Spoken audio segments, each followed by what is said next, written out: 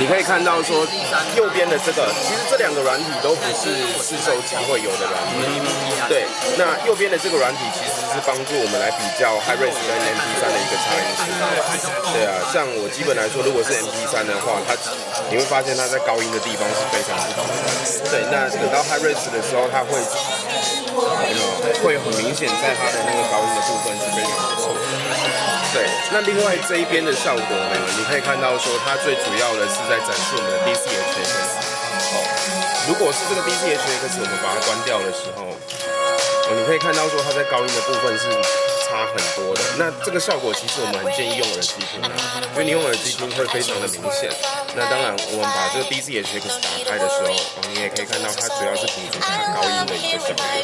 对，所以我们这次 XPR Z3我个人很推荐，因为包括说你今天在外放的时候，因为它的喇叭单体有加大，所以不管是音质还是音量都比较大声。那再来，你喜欢听 MP3 的朋友，我们有 DCHX 帮它提升音质。你觉得 MP3 还不太够，你喜欢听 Hi-Res 的朋友，当然我们也支援 Hi-Res 的资源。更重要的是我们有支援数位降噪技术。